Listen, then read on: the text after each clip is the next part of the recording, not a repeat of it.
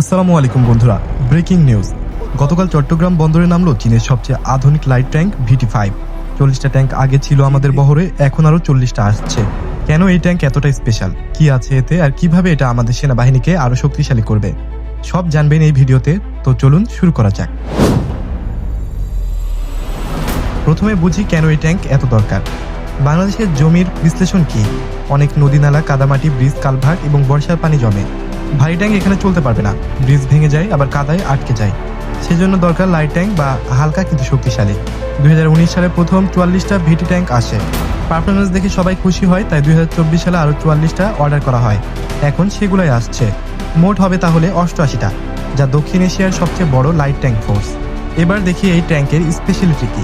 ওজন মাত্র 36 ton.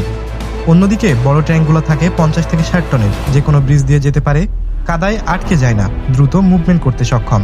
105 millimetre main গান, যা 2 কিলোমিটার দূর থেকে টার্গেট নিউট্রালাইজ করতে পারে, যে কোনো ট্যাঙ্ক ধ্বংস করতে পারে। অটোমেটিক লোডিং সিস্টেম, যা দ্রুত গুলি করা সম্ভব। প্রোটেকশনের কথা বলে আরপিজি রকেট থেকে বাঁচার জন্য রয়েছে মডুয়াল আর্মার, যা পরে আপগ্রেড করা যায়। স্মোক গ্রেনেড লুকিয়ে পালানোর জন্য এবং laser warning system. Thermal camera, যা রাতে দেখতে পায়, এবং technology hi-tech feature. Automatic targeting tracking device এবং digital control system. Air condition, যা ক্রুদের আরামের জন্য রাখা হয়েছে। ঘন্টায় প্রায় 70 কিলোমিটার গতিতে ছুটতে পারে, 500 কিলোমিটার পর্যন্ত নন স্টপ যেতে পারে, পানির নিচেও চলতে পারে। মাত্র 3 জন ক্রু এটাকে চালাতে সক্ষম, কমান্ডার, গানার এবং ড্রাইভার। কম লোক, তার মানে ঝুঁকি কম। বাংলাদেশের জন্য VT5 কেন তাহলে আদর্শ? আমাদের মাটির জন্য আলাদাভাবে বানানো। হালকাতায় সব জায়গায় যেতে পারে, বর্ষাকালেও কাজ করতে পারে, পাহাড়ি এলাকাতেও চড়তে পারে। পশ্চিমা ট্যাঙ্কের অর্ধেক দাম, ফলে দামে সাশ্রয়ী, রক্ষণাবেক্ষণ সহজ এবং খরচ কম হয়।